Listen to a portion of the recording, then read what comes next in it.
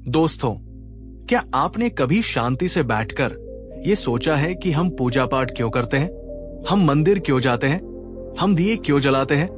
हम मंत्रों का जाप क्यों करते हैं? शायद भगवान को खुश करने के लिए, अपने पापों को मिटाने के लिए, या शायद सिर्फ इसलिए क्योंकि हमारे माता पिता और उनके माता पिता सदियों से यही परंपरा निभाते आए हैं। लेकिन आज से लगभग 2500 साल पहले इसी भारत की धरती पर एक ऐसा व्यक्ति जन्मा था जिसने सिर्फ परंपरा को निभाने से इनकार कर दिया।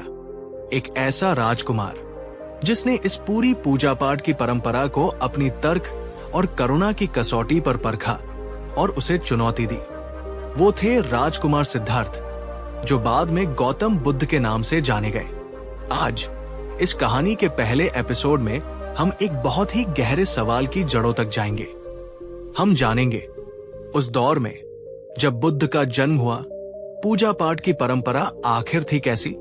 जब राजकुमार सिद्धार्थ ने पहली बार इन कर्मकांडों को अपनी आंखों से देखा तो उनके कोमल और जिज्ञासु मन में क्या सवाल उठे, और आखिर क्यों उन्होंने ये क्रांतिकारी बात कही, सच्चाई और करुणा की खोज ही सबसे बड़ी और सच्ची पूजा है।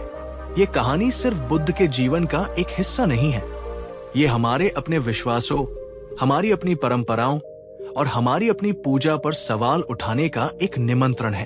तो इस यात्रा में अंत तक मेरे साथ बने रहिएगा। आज से 2500 साल पहले का भारत, एक ऐसा समय जब धर्म और परंपरा एक दूसरे का पर्याय थे। उस समय आम लोगों के लिए धर्म का मतलब था पूजा पाठ, यज्ञ, हवन और मंत्रोच्चार। लोगों की गहरी आस्था थी कि अगर विधि विधान से यज्ञ कर लिया, अगर सही मंत्रों का सही उच्चारण कर लिया और अगर ब्राह्मणों को प्रसन्न कर दिया तो देवता और भगवान खुश हो जाएंगे। और भगवान के खुश होने का मतलब था जीवन के सारे पाप धुल जाएंगे, मन की हर मुराद पूरी होगी, राज्य में समृद्धि आएगी और शत्रु परास्त होंगे। उस दौर में बड़े बड़े राजा अपनी शक्ति और धन का प्रदर्शन करने के लिए विशाल यज्ञों का आयोजन करते थे। इन यज्ञों में हजारों मन घी और अन्न अग्नि को समर्पित कर दिया जाता था।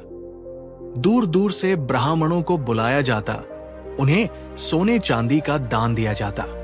चारों ओर मंत्रों की गूंज होती और ये माना जाता कि ये ध्वनि सीधे स्वर्ग तक पहुंच रही है और देवता प्रसन्न हो रहे हैं। ये एक ऐसी दुनिया थी जहां कर्मकांड ही धर्म का सबसे बड़ा और सबसे महत्वपूर्ण हिस्सा था। पूजा का बाहरी रूप ही सब कुछ था, लेकिन एक बहुत ही गहरा और महत्वपूर्ण सवाल उस धुएं के पीछे कहीं छिपा हुआ था। क्या सच में भगवान सिर्फ इन महंगी वस्तुओं और मंत्रों से ही खुश होते हैं? उस यज्ञशाला के बाहर जो भूखा और गरीब इंसान खड़ा है, उसकी प्रार्थना का, उसकी आहों का क्या कोई मोल नहीं? दोस्तों, अब आप एक पल के लिए रुककर जरा सोचिए। अगर आप बहुत भूखे हों और कोई आपके सामने आकर सिर्फ एक सुंदर सा दिया जला दे और घंटी बजा दे, तो क्या आपका पेट भर जाएगा? क्या आपकी तकलीफ कम हो जाएगी? शायद नहीं। यही वो सवाल था जो उस समय के समाज में कोई पूछने की हिम्मत नहीं कर रहा था। राजकुमार सिद्धार्थ, जो आगे चलकर बुद्ध बने, वे बचपन से ही आम बच्चों से अलग थे। वे खेलने कूदने से ज्यादा गहरे विचारों में खोए रहते थे। उनके मन में करुणा का एक असीम सागर था। एक बार उन्होंने अपने राजमहल की खिड़की से बाहर देखा। लोग पूजा के लिए एक लंबी कतार में खड़े हैं। कोई अपने हाथ में सुंदर फूलों की माला लिए हुए है, कोई कांसे के बर्तन में दूध चढ़ा रहा है, कोई जोर जोर से घंटियां बजा रहा है, इस उम्मीद में कि उसकी आवाज भगवान तक पहुंचेगी। सबके चेहरे पर एक उम्मीद थी, एक आस्था थी। ये देखकर बालक सिद्धार्थ ने अपने गुरु से, जो उन्हें शास्त्रों की शिक्षा दे रहे थे, एक बहुत ही मासूम लेकिन गहरा सवाल पूछा। गुरुदेव, क्या भगवान सचमुच इन फूलों और दूध से खुश हो जाते हैं? क्या उन्हें हमारी इन चीजों की जरूरत है? उनके इस सवाल पर गुरु एक पल के लिए चुप हो गए। शायद उनके पास भी इस गहरे सवाल का कोई संतोषजनक उत्तर नहीं था। उन्होंने बस इतना कहा, पुत्र, यही परंपरा है, यही हमारे पूर्वज करते आए हैं, लेकिन सिद्धार्थ के मन में वो सवाल शांत होने की बजाय और भी गहरा हो गया। वो परंपरा से संतुष्ट नहीं थे, वे सत्य को जानना चाहते थे। वो अकेले में बैठकर सोचने लगे, अगर हमारे शास्त्र कहते हैं कि भगवान दयालु है, प्रेम स्वरूप है, तो उन्हें इन मुरझा जाने वाले फूलों की क्या जरूरत? उनका प्रेम तो बिना किसी शर्त के होना चाहिए। अगर भगवान सर्वशक्तिमान है, तो क्या उन्हें हमारे चढ़ाए हुए घी, दूध और फल से ही शक्ति मिलती है? क्या वे इतने कमजोर हैं? और सबसे बड़ा सवाल, क्या भगवान भूखे हैं जो हमें उन्हें हर रोज भोजन चढ़ाना पड़ता है? दोस्तों, जरा एक पल के लिए सोचिए, ये सवाल उस समय के लिए कितना बड़ा और कितना क्रांतिकारी था।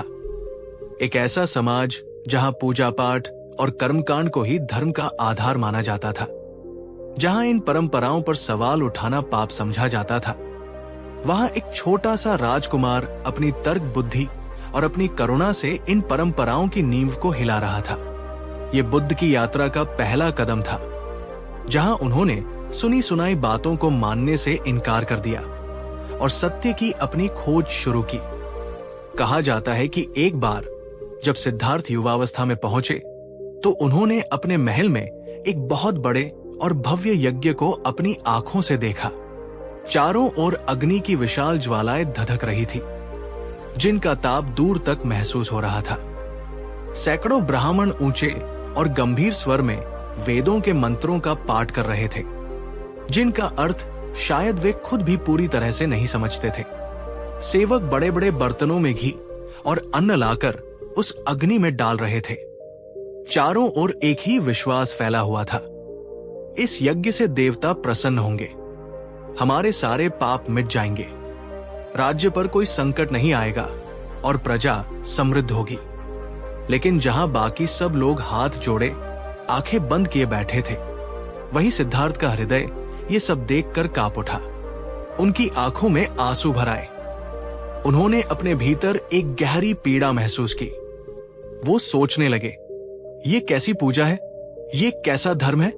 एक तरफ राज्य में कई लोग ऐसे हैं जिन्हें 2 वक्त का भोजन भी नसीब नहीं होता, और यहाँ हजारों मन अन्न और घी इस आग में जलाया जा रहा है।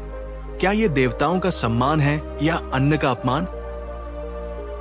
अगर भगवान ही जीवन के दाता है, अगर वे ही करुणा के सागर हैं, तो क्या वे इन बाहरी दिखावे वाले कर्म कांडों से सचमुच खुश हो सकते हैं? क्या उन्हें नहीं पता कि उनके बनाए हुए बच्चे भूखे हैं? और क्या सचमुच अग्नि में घी और अन्न डालने से मन के भीतर बैठे पाप, क्रोध, लोभ, ईर्ष्या मिट जाते हैं? अगर ऐसा होता तो ये दुनिया तो कब की स्वर्ग बन गई होती। क्या भगवान को प्रसन्न करने के लिए इतना शोर, इतना दिखावा और इतनी बर्बादी जरूरी है? उनके मन में करुणा का सागर उमड़ आया। उन्होंने उस यज्ञ में बैठे बैठे ही अपने मन में कहा, ये पूजा नहीं, ये तो सिर्फ एक पाखंड है, एक अंधविश्वास है। अगर सच्ची पूजा करनी है तो उस भूखे को भोजन दो जो राज्य की सीमा पर रो रहा है, उस बीमार को दवा दो जो पीड़ा से तड़प रहा है, उस दुखी को सांत्वना का एक शब्द कहो जिसका दिल टूटा हुआ है, और सबसे बढ़कर अपने भीतर के सत्य को खोजो। भगवान इन कर्म कांडों से नहीं मिलते, वे तो सच्चाई, प्रेम और करुणा के मार्ग पर चलने से मिलते हैं भगवान। दोस्तों, क्या आपने भी कभी अपने आसपास ऐसा देखा है कि लोग पूजा पाठ और धार्मिक आयोजनों में लाखों रुपए खर्च कर देते हैं, लेकिन उनके अपने पड़ोस में, उनके अपने शहर में कोई गरीब, कोई जरूरतमंद भूखा रह जाता है? क्या ये सचमुच धर्म है? आपकी इस पर क्या राय है? नीचे कमेंट में जरूर बताइएगा।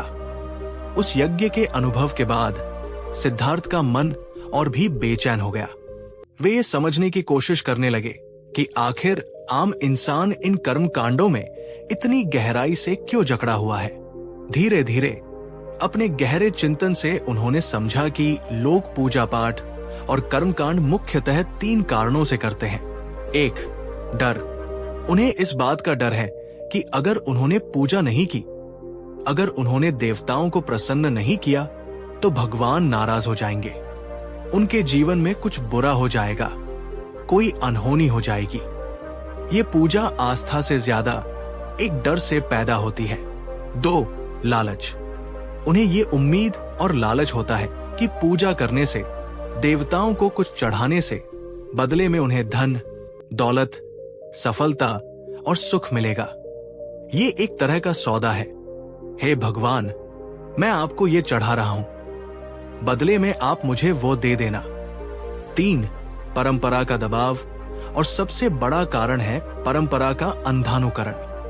क्योंकि मेरे पिता और दादा ऐसा करते आए हैं, इसलिए मुझे भी करना है। क्योंकि पूरा समाज ऐसा करता है, अगर मैं नहीं करूंगा तो लोग क्या कहेंगे। इसमें कोई अपनी समझ नहीं होती, बस एक भेड़ चाल होती है। ये सब समझने के बाद उन्होंने खुद से एक और गहरा सवाल किया, क्या डर और लालच में किया गया कोई भी कार्य, कोई भी पूजा सचमुच भगवान तक पहुंच सकती है? क्या भगवान, जो परम प्रेम और परम ज्ञान के स्रोत है, उन्हें रिश्वत देकर या डराकर खुश किया जा सकता है? उनका हृदय और उनकी बुद्धि एक ही निष्कर्ष पर पहुंचे, नहीं, बिल्कुल नहीं। सच्चा धर्म तो वो हो सकता है जिसमें डर और लालच न हो, जिसमें एक गहरी समझ हो, जिसमें सत्य की खोज की एक ईमानदार प्यास हो, जिसमें सभी प्राणियों के लिए निस्वार्थ करुणा हो और जिसमें बिना किसी शर्त के प्रेम हो। उस दिन के बाद सिद्धार्थ की दृष्टि में पूजा की परिभाषा हमेशा के लिए बदल गई। उन्होंने कहा, अगर तुम सच में इस ब्रह्मांड की शक्ति को, इस अस्तित्व को, या जिसे तुम भगवान कहते हो, उसे प्रसन्न करना चाहते हो, तो ये बहुत सरल है। किसी भूखे को अपने हिस्से का खाना दो, किसी प्यासे को पानी पिलाओ, किसी ठंड से कांपते हुए को वस्त्र दो, किसी दुखी को सांत्वना के 2 शब्द कहो और अपने मन के भीतर बैठे सत्य को खोजने का प्रयास करो। यही असली पूजा है, यही असली यज्ञ है, यही सच्चा धर्म है। उन्होंने आगे समझाया, बाहर मंदिर में दीपक जलाना बहुत अच्छा है, लेकिन अगर तुम्हारे अपने मन के भीतर अज्ञान और नफरत का अंधेरा भरा हुआ है, तो उस बाहरी दीपक का क्या लाभ?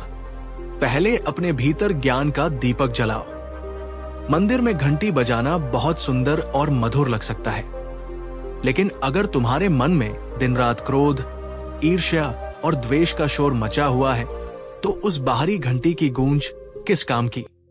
पहले अपने मन को शांत करना सीखो। भगवान की मूर्ति पर फूल चढ़ाना बहुत आकर्षक लग सकता है, लेकिन अगर तुम्हारे अपने भीतर दूसरे इंसानों और जीवों के लिए करुणा और प्रेम का फूल नहीं खिला है, तो वे बाहरी फूल कुछ ही घंटों में मुरझा जाएंगे और व्यर्थ हो जाएंगे। दोस्तों, यहां मैं आपसे एक बहुत ही महत्वपूर्ण सवाल पूछना चाहता हूं और मैं चाहूंगा कि आप सब इसका जवाब पूरी ईमानदारी से दें। आपके हिसाब से असली पूजा क्या है? मंदिरों में जाकर फूल, घी, दूध चढ़ाना, या फिर किसी जरूरतमंद इंसान के चेहरे पर मुस्कान लाना? नीचे कमेंट करके जरूर बताइए। आपके विचार बहुत महत्वपूर्ण है। धीरे धीरे सिद्धार्थ का यह विश्वास एक चट्टान की तरह पक्का हो गया। इस जीवन का परम उद्देश्य और सबसे बड़ी पूजा किसी बाहरी देवता को खुश करना नहीं, बल्कि अपने भीतर के परम सत्य को खोजना है। और इसी एक संकल्प के साथ उन्होंने एक दिन राजमहल के सारे सुख, अपनी पत्नी और अपने पुत्र को त्याग दिया और सत्य की खोज में निकल पड़े। वर्षों की कठोर तपस्या और गहरे ध्यान के बाद जब उन्हें बोध गया में ज्ञान प्राप्त हुआ और वे सिद्धार्थ से बुद्ध बने, तो उन्होंने दुनिया को जो पहला और सबसे महत्वपूर्ण संदेश दिया वो यही था। उन्होंने साफ शब्दों में कहा, मैंने किसी पूजा पाठ या कर्मकांड से ज्ञान प्राप्त नहीं किया। मैंने अपने मन को साध कर, अपनी सांसों पर ध्यान देकर और जीवन के सत्य को जैसा है वैसा देखकर ही ज्ञान प्राप्त किया है। इसलिए सत्य को खोजना, करुणा को जीना और ध्यान में उतरना ही सच्चा धर्म है। उन्होंने अपने पहले शिष्यों से कहा, किसी पत्थर की मूर्ति को मत पूजो, बल्कि अपने भीतर बैठे उस चैतन्य को, उस जागरूकता को खोजो। बाहर अग्नि में यज्ञ मत करो, बल्कि अपने भीतर जल रही क्रोध, लोभ और मोह की आग को अपने ध्यान और विवेक से जलाओ। किसी भगवान को मनाने की कोशिश मत करो, बल्कि अपने चंचल और अशांत मन को शांत करो। जिस दिन तुम्हारा मन शांत हो जाएगा, उस दिन तुम्हें सारा ब्रह्मांड, सारा अस्तित्व दिव्यता से भरा हुआ महसूस होगा। दोस्तों, एक पल के लिए सोचिए, आज भी हमारे घरों में, हमारे समाज में पूजा पाठ होता है। हम फेस्टिवल्स मनाते हैं, हम मंदिरों में जाते हैं। ये सब हमारी संस्कृति का एक सुंदर हिस्सा है।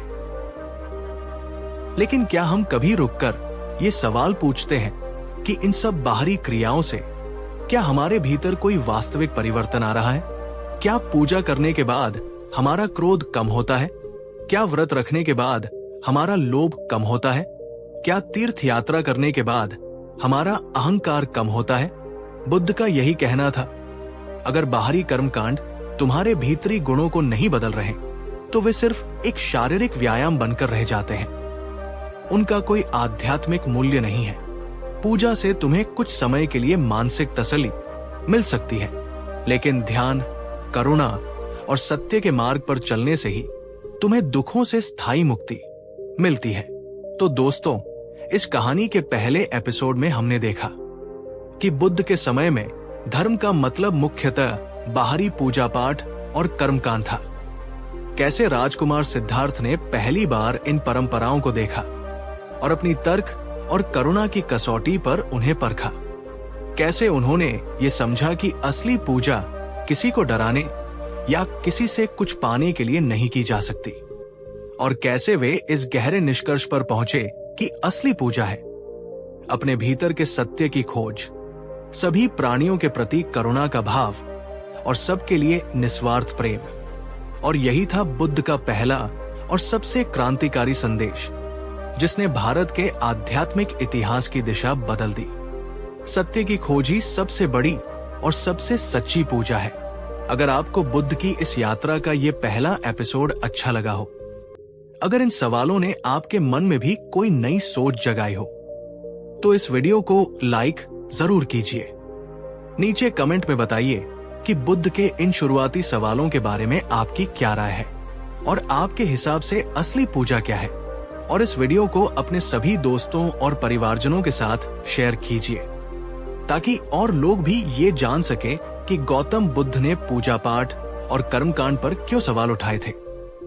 हमारे साथ इस यात्रा में बने रहने के लिए आपका बहुत बहुत धन्यवाद। दोस्तों, पिछले एपिसोड में हमने जाना कि कैसे राजकुमार सिद्धार्थ के मन में पहली बार पूजा पाठ और कर्मकांड को लेकर सवाल उठे, लेकिन ये तो सिर्फ एक शुरुआत थी। क्या आपने कभी देखा है कि कई लोग पूजा पाठ और धार्मिक कर्मकांडों में अपना बहुत सारा समय, बहुत सारा धन और बहुत सारी ऊर्जा लगा देते हैं, लेकिन जब उनके आसपास किसी इंसान को, किसी जीव को मदद की जरूरत होती है, तो वे मुंह फेर लेते हैं? क्या सच में भगवान उस सोने चांदी के चढ़ावे, उन हजारों दियों की रोशनी से खुश होते हैं, जिसमें करुणा और दया का एक कतरा भी शामिल न हो? आज के इस दूसरे एपिसोड में हम बुद्ध की यात्रा के उस मोड़ पर चलेंगे, जहां उन्होंने कर्मकांड के दिखावे और करुणा की सच्ची शक्ति के बीच के अंतर को दुनिया के सामने रखा। आज हम जानेंगे क्यों बुद्ध ने बार बार ये कहा कि पूजा पाठ और यज्ञ करने से नहीं, बल्कि एक दुखी प्राणी के आंसू पोंछने से ही सच्चा पुण्य मिलता है।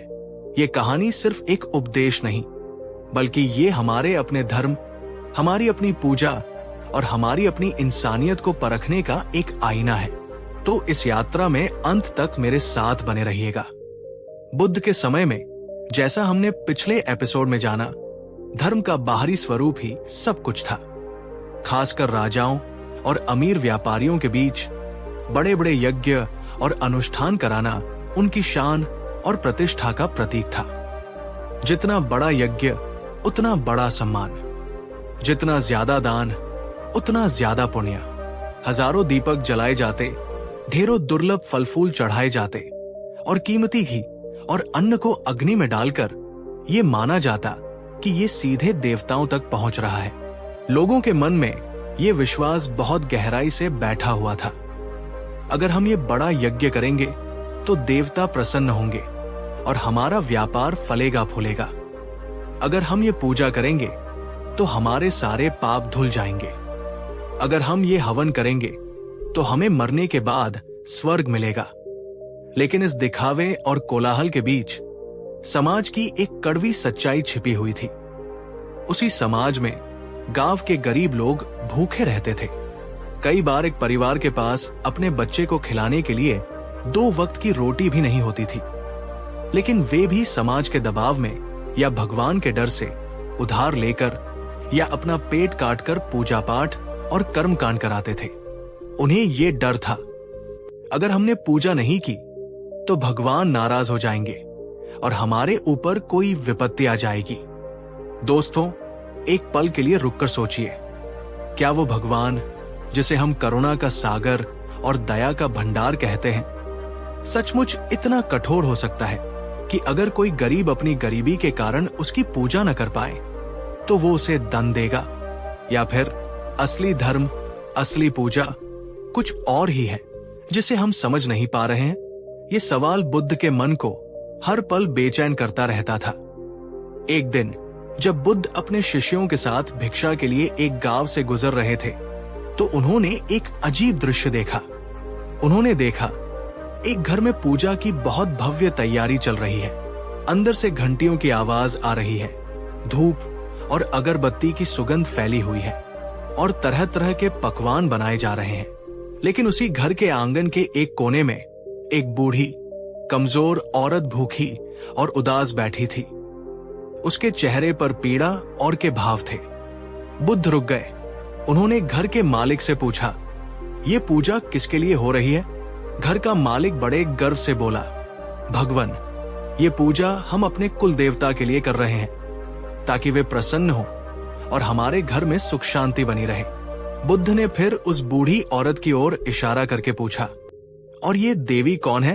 घर का मालिक थोड़ा झिझकते हुए बोला, भगवान, ये मेरी माँ है, लेकिन अभी पूजा का समय है इसलिए इन्हें भोजन नहीं दिया गया है।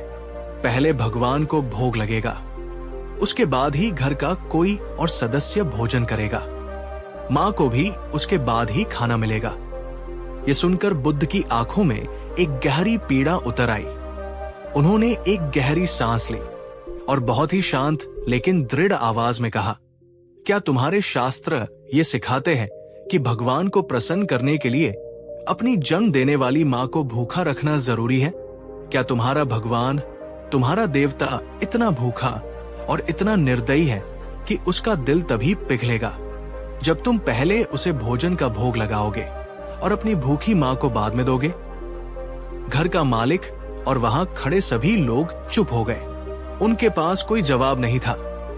तब बुद्ध ने उन्हें समझाया, अगर इस दुनिया में कोई जीवित भगवान है तो वो तुम्हारे माता पिता है, जिन्होंने तुम्हें जन्म दिया और पाला पोसा।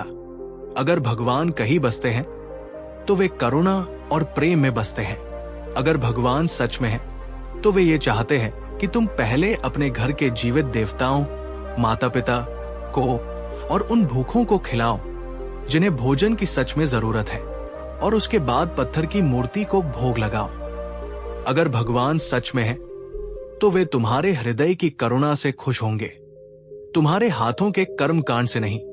उस दिन उस घर के लोगों को समझ आया कि वे धर्म के नाम पर कितना बड़ा अधर्म कर रहे थे।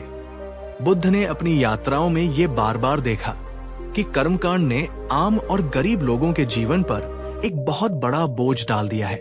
वे सोचते थे, अगर हम ये विशेष पूजा कराएंगे तो हमारे दुख दूर हो जाएंगे, लेकिन उस पूजा को कराने के लिए उन्हें कर्ज लेना पड़ता था और उस कर्ज के बोझ तले वे और भी ज्यादा दुख में डूब जाते थे। बुद्ध ने देखा कि कर्मकांड का ये पूरा चक्र एक भ्रमजाल बन गया है। गरीब इंसान डर और उम्मीद में पूजा कराता रहा, लेकिन वो गरीब ही रह गया। अमीर इंसान अपनी शान और अपने अहंकार को दिखाने के लिए और भी बड़े बड़े अनुष्ठान कराता रहा, और इन सब के बीच में धर्म का असली सार, करुणा, प्रेम, नैतिकता और सत्य कहीं खो गया था। भगवान को मानो रिश्वत देकर खुश करने का एक खेल सा चलने लगा था। ये देखकर बुद्ध ने बहुत ही साफ और कठोर शब्दों में कहा, भगवान कोई व्यापारी नहीं है, जिसे सोने चांदी से रिश्वत दी जा सके, और न ही वो कोई डरावना राजा है जो तुम्हारी पूजा न करने पर तुम्हें दंड देगा। अगर तुम सच में धर्म के मार्ग पर चलना चाहते हो तो इन बाहरी कर्मकांडों के बोझ को उतार फेंको और अपने भीतर करुणा का एक छोटा सा दिया जलाओ। करुणा ही असली पूजा है, करुणा ही सच्चा धर्म है। एक बार बुद्ध एक सभा में उपदेश दे रहे थे। उस सभा में बड़े बड़े राजा, अमीर सेठ और ज्ञानी पंडित बैठे थे। जब उपदेश समाप्त हुआ तो एक बहुत ही गरीब महिला, जिसके वस्त्र फटे हुए थे और जिसके चेहरे पर दीनता थी, बुद्ध के पास आई। उसने रोते हुए कहा, भगवान, मैं आपकी सारी बातें सुनती हूं। मेरा भी मन करता है कि मैं धर्म का पालन करूं, पूजा करूं, दान दूं, लेकिन मेरे पास तो कुछ भी नहीं है। मैं इतनी गरीब हूं कि मंदिर में चढ़ाने के लिए एक फूल भी नहीं खरीद सकती। मेरे पास दान देने के लिए एक सिक्का भी नहीं है। क्या इसका यह मतलब है कि मैं पापी हूं? क्या भगवान मुझसे हमेशा नाराज रहेंगे? क्या मेरे लिए मुक्ति का कोई मार्ग नहीं है? यह सुनकर बुद्ध के चेहरे पर एक बहुत ही कोमल और प्रेमपूर्ण मुस्कान आ गई। उन्होंने उस महिला को अपने पास बिठाया और बोले, नहीं मां, तुम बिल्कुल भी पापी नहीं हो। तुम तो उन सभी अमीर सेठों से ज्यादा धनी हो। अगर तुम्हारे पास मंदिर में चढ़ाने के लिए फूल नहीं है तो क्या हुआ? अगर तुम्हारे पास दान देने के लिए सोना नहीं है तो क्या हुआ? अगर तुम्हारे मन में सभी प्राणियों के लिए निस्वार्थ करुणा है, अगर तुम्हारे हृदय में सच्चा प्रेम है, तो यही इस दुनिया का सबसे बड़ा और सबसे कीमती उपहार है जो तुम किसी को भी दे सकती हो। उन्होंने आगे उसे समझाया, जब तुम किसी भूखे गरीब को अपने हिस्से की एक रोटी दे देती हो तो ये हजारों यज्ञों से भी ज्यादा सुंदर और सच्ची पूजा है। जब तुम किसी रोते हुए बच्चे को अपनी गोद में उठाकर उसे हंसा देती हो तो ये किसी भी महंगे भोग से ज्यादा मीठा और सच्चा भोग है। जब तुम किसी दुखी और निराश व्यक्ति को सांत्वना और हिम्मत के 2 शब्द कहती हो तो ये किसी भी शक्तिशाली मंत्र से ज्यादा असरदार और सच्चा मंत्र है। ये सुनकर उस महिला की आंखों से पश्चाताप के नहीं बल्कि खुशी और कृतज्ञता के आंसू बहने लगे। उसे उस दिन समझ आया कि धर्म का पालन करने के लिए धन की नहीं बल्कि एक करुणामय हृदय की जरूरत होती है। उसने कहा, भगवान, अगर यही सच्ची पूजा है तो मैं तो ये हर रोज हर पल कर सकती हूं। दोस्तों, एक पल के लिए जरा सोचिए, अगर हम सब, हर इंसान बुद्ध की बताई हुई इस सच्ची पूजा को करने लगे तो क्या ये दुनिया एक बेहतर और ज्यादा सुंदर जगह नहीं बन जाएगी? बुद्ध अक्सर अपनी शिक्षाओं को सरल उदाहरणों से समझाते थे ताकि आम इंसान भी उन्हें समझ सके। एक बार उन्होंने अपने शिष्यों से एक प्रश्न पूछा। उन्होंने कहा, मान लो एक तरफ एक बहुत अमीर इंसान है जो अपने मंदिर में सोने के दीपक जलाता है, 100 तरह के फल और मिठाइयां चढ़ाता है और 1000 शक्तिशाली मंत्रों का जाप करता है। लेकिन वही अमीर इंसान अपने घर के बाहर बैठे भिखारी को दुत्कार कर भगा देता है और अपने यहाँ काम करने वाले नौकर को भूखा रखता है। और दूसरी तरफ एक बहुत गरीब आदमी है जिसके पास मंदिर में चढ़ाने के लिए कुछ भी नहीं है, लेकिन वो अपनी एक सूखी रोटी में से आधी रोटी एक भूखे कुत्ते को खिला देता है। अब तुम बताओ, इन दोनों में से किसकी पूजा असली है? किसकी प्रार्थना भगवान तक पहुंचेगी? सारे शिष्य चुप हो गए क्योंकि उत्तर बहुत स्पष्ट था। तब बुद्ध ने स्वयं उत्तर दिया, वो गरीब आदमी ही सच्ची पूजा करता है क्योंकि भगवान तुम्हारे चढ़ावे के भूखे नहीं हैं, वे तुम्हारे हृदय की करुणा के भूखे हैं। भगवान दिखावे के मंदिरों में नहीं बसते, वे तो हर उस हृदय में बसते हैं जहां दूसरों के लिए दया और प्रेम का भाव है। बुद्ध ने सिर्फ करुणा पर ही जोर नहीं दिया, उन्होंने करुणा को ध्यान के साथ जोड़ा। उन्होंने आगे समझाया, ध्यान से तुम्हारा मन एक शांत और गहरी झील की तरह हो जाता है और करुणा से तुम्हारा हृदय एक खिले हुए कमल की तरह हो जाता है। ये दोनों एक दूसरे के बिना अधूरे हैं। जब तक तुम्हारे मन में ध्यान से आई शांति नहीं है, तब तक तुम्हारी करुणा सच्ची और स्थायी नहीं हो सकती। वो सिर्फ एक भावना बनकर रह जाएगी। और जब तक तुम्हारे हृदय में सभी के लिए करुणा का भाव नहीं है, तब तक तुम्हारा ध्यान भी अधूरा और स्वार्थी है। उन्होंने कहा कि बाहरी पूजा पाठ तुम्हें सिर्फ एक अस्थायी तसल्ली दे सकती है, लेकिन करुणा और ध्यान का मेल ही तुम्हें दुखों से स्थायी मुक्ति दे सकता है। दोस्तों, जरा आप अपने आसपास और अपने भीतर देखिए। क्या आपने कभी ऐसा कोई इंसान देखा है जो घंटों तक पूजा करता है, माथे पर बड़ा सा तिलक लगाता है, लेकिन बाहर आकर किसी गरीब को अपमानित कर देता है या किसी जानवर को पत्थर मार देता है? क्या सच में भगवान उस तिलक और उस पूजा से खुश होंगे? मैं आज आपसे ये सवाल पूछना चाहता हूं, और इसका जवाब किसी और के लिए नहीं बल्कि खुद के लिए दीजिएगा। आपके लिए असली धर्म क्या है? कर्मकांड का पालन करना या करुणा का पालन करना? नीचे कमेंट में अपने विचार जरूर लिखिए। तो दोस्तों, इस कहानी के दूसरे एपिसोड में हमने जाना कि बुद्ध ने क्यों कहा कि पूजा से नहीं बल्कि सच्ची करुणा से ही पुण्य मिलता है। कैसे उन्होंने एक परिवार को यह समझाया कि अपनी भूखी मां को पहले भोजन देना ही सच्चा धर्म और सच्चा भोग है। कैसे उन्होंने एक गरीब महिला को यह बताकर मुक्त किया कि करुणा और प्रेम ही सबसे सुंदर और सबसे कीमती पूजा है। और कैसे असली धर्म बाहरी कर्मकांडों में नहीं बल्कि ध्यान और करुणा के गहरे मेल में है। बुद्ध का ये दूसरा संदेश बहुत ही स्पष्ट और क्रांतिकारी था। कर्मकांड एक बोझ हो सकता है, लेकिन करुणा तुम्हें पंख देती है। कर्मकांड नहीं, करुणा ही असली और सच्ची पूजा है। अगर आपको बुद्ध की ये गहरी और मानवीय शिक्षा अच्छी लगी हो तो इस वीडियो को लाइक जरूर कीजिए। नीचे कमेंट में बताइए कि आपके हिसाब से पूजा और करुणा में कौन ज्यादा महत्वपूर्ण है और क्यों।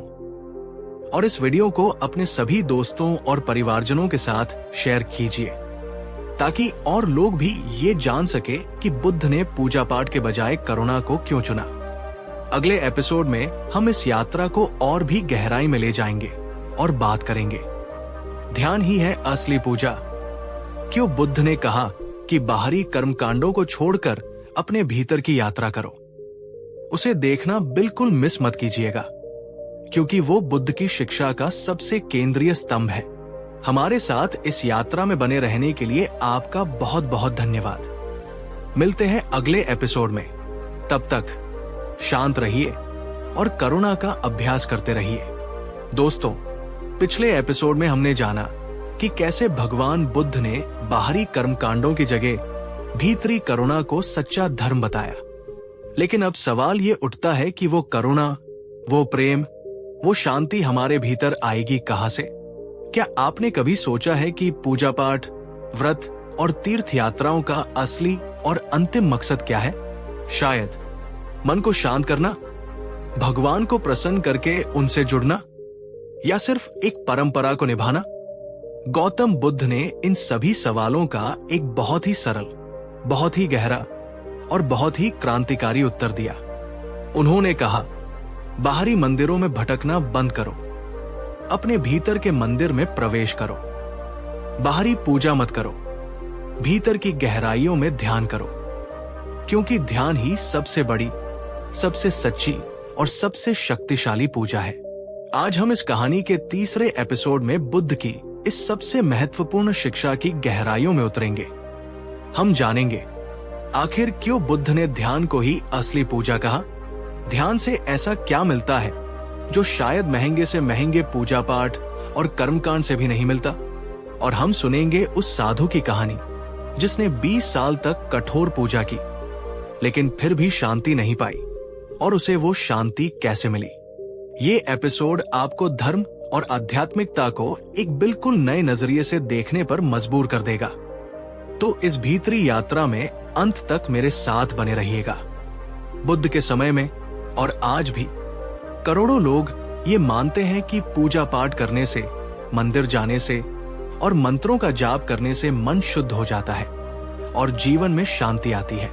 ये एक बहुत ही सुंदर और पवित्र भावना है, लेकिन बुद्ध, जो एक वैज्ञानिक की तरह हर चीज की गहराई में जाते थे, उन्होंने देखा कि अक्सर ऐसा होता नहीं है। उन्होंने देखा कि जो लोग सबसे ज्यादा पूजा पाठ करते हैं, उनमें से कई लोग मंदिर से बाहर आते ही फिर से उन्हीं पुरानी आदतों में लिप्त हो जाते हैं। वे फिर से क्रोध करने लगते हैं, वे फिर से दूसरों से ईर्ष्या करने लगते हैं, वे फिर से व्यापार में झूठ बोलने लगते हैं, वे फिर से लालच और मोह में डूब जाते हैं। ये देखकर बुद्ध के मन में एक गहरा सवाल उठा। अगर पूजा करने के बाद भी मन के भीतर के विकार, क्रोध, लोभ, मोह वैसे के वैसे ही बने रहते हैं, अगर पूजा के बाद भी इंसान का स्वभाव नहीं बदलता, तो फिर ऐसी पूजा का अंतिम लाभ क्या है? दोस्तों, अब आप एक पल के लिए रुककर अपने और अपने आसपास के लोगों के बारे में सोचिए।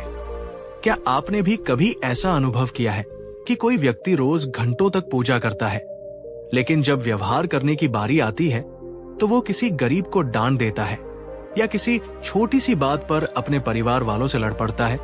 अगर ऐसा है तो क्या सच में भगवान उस व्यक्ति की पूजा से खुश होंगे या वे उसके व्यवहार को देखेंगे?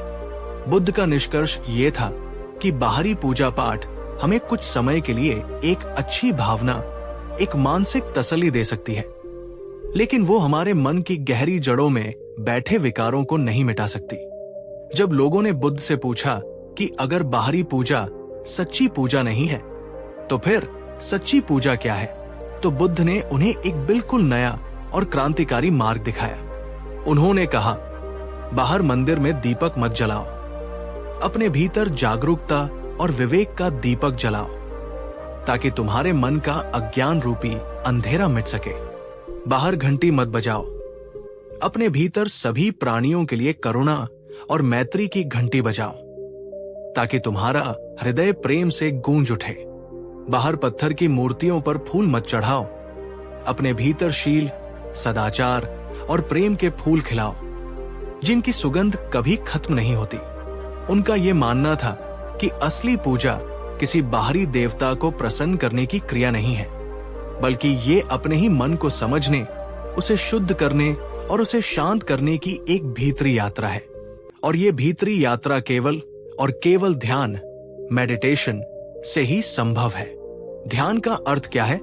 बुद्ध के अनुसार ध्यान का सरल अर्थ है अपने चंचल और अशांत मन को शांत करना, अपनी आती जाती सांसों को एक दर्शक की तरह देखना, अपने मन में उठने वाले हर विचार और हर भावना को बिना किसी भेदभाव के, बिना उनसे उलझे, बस देखना और समझना। और इस प्रक्रिया में अपने भीतर के उस परम सत्य को, उस परम शांति को खोजना जो हमेशा से वहां मौजूद है। यह धर्म का एक बिल्कुल नया आयाम था, जो किसी बाहरी सहारे पर नहीं, बल्कि व्यक्ति की अपनी आंतरिक क्षमता पर निर्भर था। बुद्ध ने पूजा और ध्यान के बीच के अंतर को समझाने के लिए अपने शिष्यों को एक बहुत ही सरल उदाहरण दिया। उन्होंने कहा, मान लो एक आदमी है जो हर रोज सुबह नदी पर जाता है, 100 बार डुबकी लगाता है और 1000 बार किसी देवता का मंत्र पढ़ता है। उसे लगता है कि ऐसा करने से उसके सारे पाप धुल जाएंगे, लेकिन जैसे ही वो घर लौटता है, उसके मन में फिर से वही क्रोध, वही द्वेष और वही लोभ भरा होता है। वो बाहर आकर लोगों से कठोर वचन बोलता है और अपने व्यापार में बेईमानी करता है। और दूसरी तरफ एक और आदमी है जो कभी किसी मंदिर नहीं जाता, कोई मंत्र नहीं पढ़ता, वो बस हर रोज कुछ समय के लिए शांति से एक पेड़ के नीचे बैठता है, अपनी सांस पर ध्यान करता है, अपने मन को शांत करता है और ये संकल्प लेता है कि आज वो किसी भी प्राणी को अपने मन, वचन या कर्म से दुख नहीं पहुंचाएगा। और वो दिन भर दूसरों के साथ प्रेम और करुणा से पेश आता है। अब तुम बताओ, इन दोनों में से असली पूजा किसने की? कौन धर्म के ज्यादा करीब है? सारे शिष्य चुप हो गए, क्योंकि उत्तर शीशे की तरह साफ था। तब बुद्ध ने स्वयं उत्तर दिया, जिस व्यक्ति ने ध्यान किया और अपने आचरण को शुद्ध किया, उसने ही असली और सच्ची पूजा की है। क्योंकि धर्म का उद्देश्य बाहरी शरीर को नहलाना नहीं, बल्कि भीतरी मन को धोना है। और मन को धोने का एकमात्र साधन ध्यान और जागरूकता ही है। एक बार की बात है, एक साधु बुद्ध के पास आया। वो बहुत दूर से कई महीनों की यात्रा करके पहुंचा था। उसकी उम्र ढल चुकी थी और उसके चेहरे पर शांति की जगह एक गहरी निराशा और थकान थी। उसने बुद्ध के चरणों में प्रणाम किया और रोते हुए बोला, तथागत, मैंने अपना पूरा जीवन धर्म के मार्ग पर लगा दिया। जब मैं 20 साल का था तब से मैंने पूजा पाठ, कठोर व्रत और यज्ञ करना शुरू कर दिया था। मैंने हर बड़े तीर्थ की यात्रा की, हर पवित्र नदी में स्नान किया और लाखों मंत्रों का जाप किया। मैंने ये सब इसलिए किया क्योंकि मुझे बताया गया था कि इससे मन को शांति मिलेगी, इससे भगवान मिलेंगे। लेकिन आज मैं 60 साल का हो गया हूं और मुझे कहना पड़ रहा है कि मुझे न तो शांति मिली और न ही मुझे भगवान का कोई अनुभव हुआ। मेरा मन आज भी उतना ही अशांत है जितना 40 साल पहले था। भगवान, मुझसे कहां गलती हुई? ये सुनकर बुद्ध के हृदय में उस साधु के प्रति असीम करुणा भर आई। वे मुस्कुराए और बहुत ही प्रेम से बोले, हे साधु, तुमने कोई गलती नहीं की। तुमने बहुत परिश्रम किया, लेकिन तुम्हारी दिशा गलत थी। तुम 40 साल तक बाहर खोजते रहे, लेकिन तुमने एक पल के लिए भी अपने भीतर झांकने की कोशिश नहीं की। भगवान किसी बाहरी मंदिर में, किसी मूर्ति में या किसी तीर्थ स्थान में नहीं रहते। भगवान, या जिसे मैं परम सत्य कहता हूं, वो तो तुम्हारे अपने भीतर की गहरी शांति में, तुम्हारी अपनी जागरूकता में ही मौजूद है। बुद्ध ने आगे समझाया, तुमने बाहर हजारों दीपक जलाए, लेकिन तुमने अपने मन के भीतर बैठे अज्ञान के अंधेरे को मिटाने का प्रयास नहीं किया। तुमने लाखों मंत्र पढ़े, लेकिन तुमने अपने मन में उठने वाले क्रोध और द्वेष के विचारों को हटाने का प्रयास नहीं किया। तुमने मूर्तियों पर अनगिनत फूल चढ़ाए, लेकिन तुमने अपने भीतर प्रेम और करुणा का एक भी फूल खिलाने का प्रयास नहीं किया। जाओ, अब इन सब बाहरी क्रियाओं को छोड़ दो। बस यहीं इस पेड़ के नीचे शांति से बैठो और अपनी आती जाती सांस को देखो। कुछ और मत करो। वही तुम्हें वो सच्चा भगवान मिलेगा जिसे तुम 40 साल से बाहर खोज रहे हो। उस साधु ने बुद्ध की बात मानी। उसने जीवन में पहली बार बिना किसी मंत्र, बिना किसी पूजा के बस शांति से बैठकर ध्यान किया। और कहते हैं, कुछ ही पलों के ध्यान में उसके चेहरे पर वो सच्ची शांति और वो आनंद उतर आया जो उसे 40 साल के कठोर कर्मकांड से भी नहीं मिला था। दोस्तों, क्या आप इस कहानी की गहराई को समझ रहे हैं? 20 साल की बाहरी पूजा से जो शांति नहीं मिली, वो कुछ ही पलों के भीतरी ध्यान से मिल गई। यही ध्यान की शक्ति है। बुद्ध ने ध्यान को असली पूजा क्यों कहा? क्योंकि ध्यान कोई कल्पना नहीं है, ये एक प्रत्यक्ष अनुभव है। जब आप नियमित रूप से ध्यान करते हैं तो आपके भीतर वास्तविक परिवर्तन घटित होते हैं।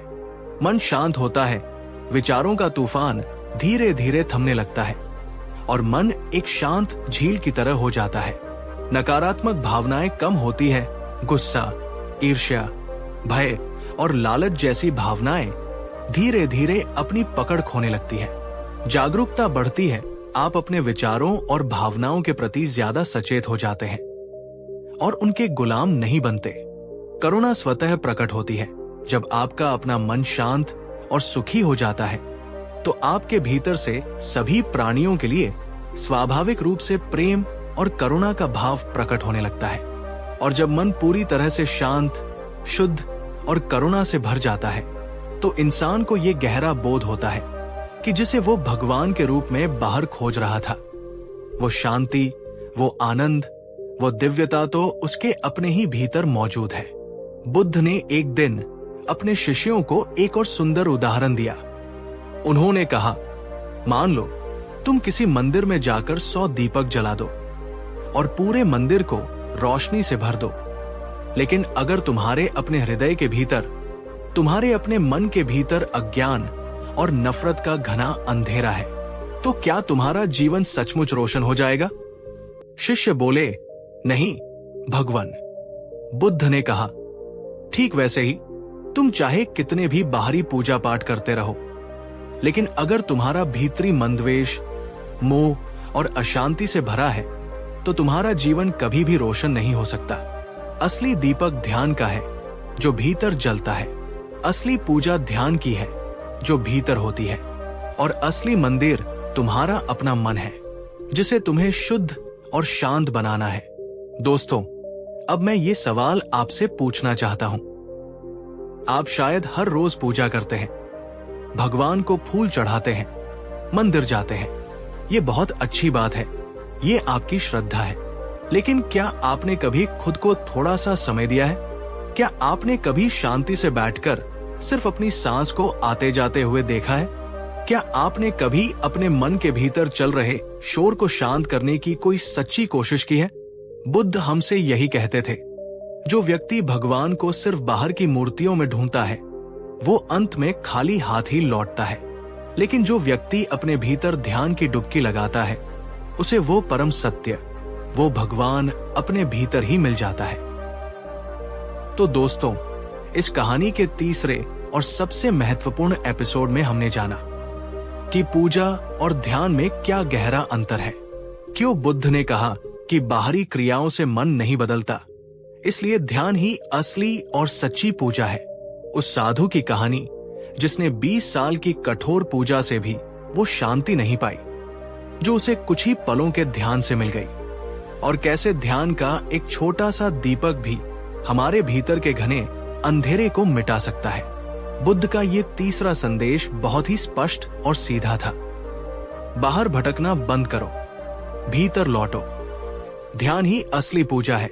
अगर आपको बुद्ध की ये गहरी और जीवन बदलने वाली शिक्षा अच्छी लगी हो तो इस वीडियो को लाइक जरूर कीजिए। नीचे कमेंट में बताइए कि आप ध्यान करते हैं या सिर्फ पूजा पाठ, और इस वीडियो को देखने के बाद आपकी सोच में क्या बदलाव आया है।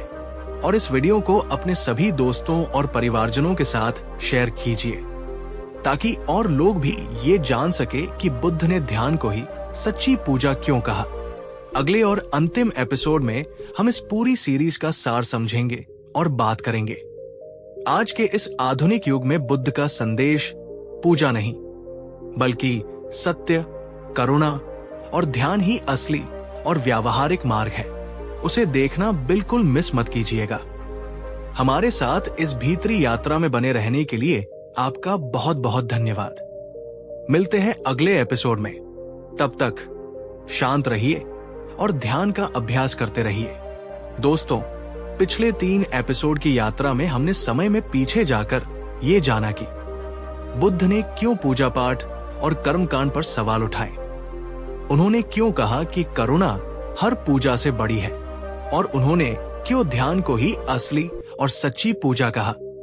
लेकिन अब सबसे बड़ा और सबसे महत्वपूर्ण सवाल ये उठता है कि आज के इस 21वीं सदी के आधुनिक युग में जब हर गली में मंदिर, मस्जिद, गुरुद्वारे और चर्च बने हुए हैं, जब विज्ञान और तकनीक अपने चरम पर है, तो बुद्ध का ये 2500 साल पुराना संदेश हमारे लिए, आपके और मेरे लिए कितना जरूरी है?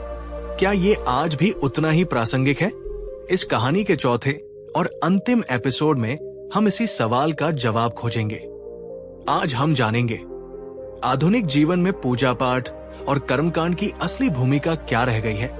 क्यों बुद्ध का बताया मार्ग सत्य, करुणा और ध्यान का मार्ग आज के तनाव और अशांति के दौर में पहले से भी ज्यादा प्रासंगिक और आवश्यक हो गया है। और अगर हम आज अपने इस जीवन में करुणा और ध्यान को अपना ले तो हमारी अपनी जिंदगी और ये पूरी दुनिया कैसे चमत्कारिक रूप से बदल सकती है। ये इस पूरी श्रृंखला का सार है, एक ऐसा निष्कर्ष जो आपके सोचने का तरीका हमेशा के लिए बदल सकता है। तो इस अंतिम यात्रा में मेरे साथ बने रहिएगा। आज हम 21वीं सदी में जी रहे हैं। हमने तकनीक में क्रांति कर दी है। हम विज्ञान के रहस्यों को सुलझा रहे हैं। हमारे पास इंटरनेट की असीम शक्ति है। लेकिन जब धर्म की बात आती है तो क्या हमारे हालात बुद्ध के समय से बहुत अलग हैं? शायद नहीं। आज भी धर्म का मतलब बहुत से लोगों के लिए बाहरी कर्मकांड ही है। लोग आज भी मंदिरों में घंटों लंबी लंबी कतारों में खड़े रहते हैं, सिर्फ एक पल की वीआईपी झांकी के लिए। कोई अपनी मनोकामना पूरी करने के लिए लाखों रुपए की विशेष आरती और पूजा कराता है। कोई भगवान को सोने चांदी के मुकुट और कीमती वस्त्र चढ़ाता है, इस उम्मीद में कि भगवान प्रसन्न होंगे। बड़े बड़े धार्मिक आयोजन होते हैं जिनमें भक्ति से ज्यादा दिखावा और प्रतिस्पर्धा होती है, लेकिन उसी भव्य मंदिर के बाहर, उसी शहर की सड़कों पर कोई गरीब, कोई बच्चा भूखा सो जाता है। किसी गरीब की होनहार बच्ची अपनी स्कूल की फीस न भर पाने के कारण पढ़ नहीं पाती। किसी बीमार और लाचार व्यक्ति को इलाज के लिए दवा नहीं मिलती। दोस्तों, एक बार फिर वही सवाल जो बुद्ध ने 2500 साल पहले पूछा था, आज भी उतना ही जरूरी है। क्या वो भगवान जिसे हम सर्वज्ञ और परमपिता कहते हैं, उसे सचमुच सोने चांदी के मुकुट की जरूरत है, या फिर उसे इस बात की ज्यादा चिंता होगी कि उसकी बनाई हुई दुनिया में कोई बच्चा भूखा न सोए? यही वो हिपोक्रेसी, यही वो पाखंड है जिस पर बुद्ध ने चोट की थी। और ये पाखंड आज भी हमारे समाज में उतना ही जीवित है। अगर बुद्ध आज हमारे बीच होते तो शायद वे हमें यही कहते। उन्होंने कहा था, बड़े बड़े मंदिर और मठ मत बनाओ, बल्कि हर इंसान के दिल को एक चलता फिरता मंदिर बनाओ जहां करुणा और प्रेम का वास हो। किसी पत्थर की मूर्ति को मत पूजो, बल्कि अपने भीतर की सोई हुई दिव्यता को, अपनी करुणा और विवेक को पूजो। बाहर हजारों दीपक मत जलाओ, बल्कि अपने भीतर के अज्ञान, क्रोध और नफरत के अंधेरे को मिटाओ। आज अगर हम बुद्ध के इस एक संदेश को ही अपने जीवन में उतार ले, तो हमारे समाज की आधी से ज्यादा समस्याएं अपने आप खत्म हो जाए। जरा कल्पना कीजिए, अगर हर इंसान जो धार्मिक आयोजनों और चढ़ावे पर लाखों रुपए खर्च करता है, उसका सिर्फ एक छोटा सा हिस्सा भी किसी भूखे को खाना खिलाने में लगा दे, किसी गरीब बच्चे की शिक्षा का खर्च उठा ले, या किसी बीमार के इलाज में मदद कर दे, तो क्या ये धरती सचमुच एक स्वर्ग जैसी नहीं बन जाएगी? क्या यही सच्ची पूजा नहीं होगी? बुद्ध का मार्ग इसलिए आज भी प्रासंगिक है, क्योंकि ये किसी बाहरी ईश्वर या परंपरा पर नहीं, बल्कि इंसान के अपने आंतरिक रूपांतरण, इनर ट्रांसफॉर्मेशन पर आधारित है। और इंसान की भीतरी समस्याएं, क्रोध, भय, लालच, ईर्ष्या आज भी वही है जो 2500 साल पहले थी। इसलिए उनका समाधान भी आज वही है। ये सिर्फ एक कल्पना नहीं है, ऐसा सच में हो रहा है। कुछ साल पहले की बात है, भारत के एक गांव में हर साल एक बहुत ही भव्य मेला और पूजा का आयोजन होता था, जिसमें लाखों रुपए खर्च होते थे। गांव के लोगों की गहरी आस्था थी कि इसी पूजा की वजह से उनके गांव में समृद्धि है। लेकिन उसी गांव के सरकारी स्कूल की इमारत पूरी तरह से टूटी फूटी और जर्जर थी। बच्चे चिलचिलाती धूप और बारिश में खुले मैदान में पढ़ने को मजबूर थे। बरसात के दिनों में तो अक्सर पढ़ाई बंद ही हो जाती थी। एक दिन गांव में एक युवा शिक्षक आया। उसने गांव वालों से एक बहुत ही सरल सवाल पूछा। हम हर साल लाखों रुपए उस देवता को खुश करने के लिए खर्च करते हैं, जिसे हम देख नहीं सकते, लेकिन इन बच्चों के रूप में जो जीवित देवता हमारे सामने हैं, हम उनके भविष्य के लिए कुछ क्यों नहीं करते? क्या भगवान, जिन्हें हम विद्या का सागर कहते हैं, इस बात से ज्यादा खुश नहीं होंगे कि हम उनके बच्चों के लिए एक अच्छा सा विद्या का मंदिर, एक स्कूल बना दे? शुरुआत में लोगों ने विरोध किया, उन्हें परंपरा टूटने का डर था, लेकिन धीरे धीरे उस युवक की बात गांव वालों के दिल में उतर गई। अगले साल गांव का मेला बहुत ही सादे तरीके से मनाया गया और बचे हुए सारे पैसे से गांव के लिए एक नया, सुंदर और मजबूत स्कूल बनाया गया। आज उस गांव के बच्चे पढ़ लिख कर डॉक्टर, इंजीनियर और शिक्षक बन रहे हैं और पूरे गांव को गरीबी से बाहर निकाल रहे हैं। और आज उस गांव के लोग कहते हैं, ये स्कूल ही हमारा असली मंदिर है और इन बच्चों की मुस्कान ही हमारी असली पूजा है। दोस्तों, सोचिए, क्या ये वही संदेश नहीं है जो भगवान बुद्ध ने हमें हजारों साल पहले दिया था? कर्मकांड नहीं, करुणा से भरा कर्म ही सच्ची पूजा है। आज का इंसान धार्मिक होने के लिए पूजा पाठ और मंदिरों में जाने के लिए तो समय निकाल लेता है, लेकिन अपने खुद के लिए, अपने मन की शांति के लिए 10 मिनट भी शांति से बैठने और ध्यान करने का समय नहीं निकाल पाता। वो सुबह मंदिर जाता है, आरती करता है, भगवान से शांति की प्रार्थना करता है, लेकिन जैसे ही ऑफिस पहुंचता है, उसका तनाव, उसका गुस्सा और उसकी ईर्ष्या फिर से शुरू हो जाती है। बुद्ध ने यही तो कहा था, सिर्फ बाहरी मंत्र जपने से तुम्हारा भीतरी शोर शांत नहीं होगा। मन तभी शांत होगा जब तुम मौन होकर, अपने भीतर उतरकर, अपने विचारों और अपनी सांसों को देखना सीखोगे। और इसी प्रक्रिया का नाम ध्यान है। आज के इस तनाव, डिप्रेशन और एंजाइटी के दौर में ध्यान की जरूरत पहले से कहीं ज्यादा है, क्योंकि हमारा मन सूचनाओं के बोझ तले दबा हुआ है। हमारे रिश्ते डिजिटल हो गए हैं और हम भीतर से अकेले होते जा रहे हैं। सफलता का दबाव और भविष्य की चिंता हमें हर पल खाई जा रही है। ध्यान ही वो एकमात्र चाबी है जो इस बाहरी शोर से हटाकर हमें हमारे भीतरी शांति के केंद्र से जोड़ सकती है। बुद्ध का दूसरा और सबसे महत्वपूर्ण संदेश था करुणा। आज हम देखते हैं कि लोग धर्म के नाम पर एक दूसरे को बांट रहे हैं, एक दूसरे से नफरत कर रहे हैं। ये मेरा धर्म है और वो तुम्हारा धर्म, मेरा भगवान महान है और तुम्हारा भगवान नहीं। लेकिन बुद्ध ने इन सभी बाहरी पहचानों को नकार दिया था। उन्होंने कहा था, धर्म का मतलब कोई लेबल या कोई पहचान नहीं है। धर्म का केवल एक ही मतलब है, करुणा। अगर तुम्हारे भीतर सभी प्राणियों के लिए बिना किसी भेदभाव के करुणा का भाव नहीं है, तो तुम चाहे कुछ भी मानो, तुम धार्मिक नहीं हो।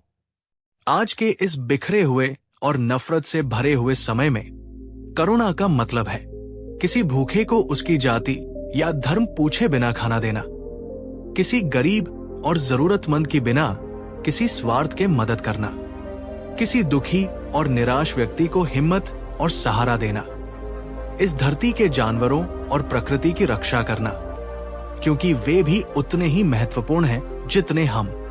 दोस्तों, एक पल के लिए सोचिए, अगर इस दुनिया का हर इंसान, हर धर्म, हर देश सिर्फ एक ही धर्म को अपना ले, करुणा का धर्म, तो क्या इस दुनिया में किसी भी तरह की हिंसा, किसी युद्ध और किसी नफरत के लिए कोई जगह बचेगी? बुद्ध ने कहा था, असली यज्ञ बाहर अग्नि में घी और अन्न डालना नहीं है।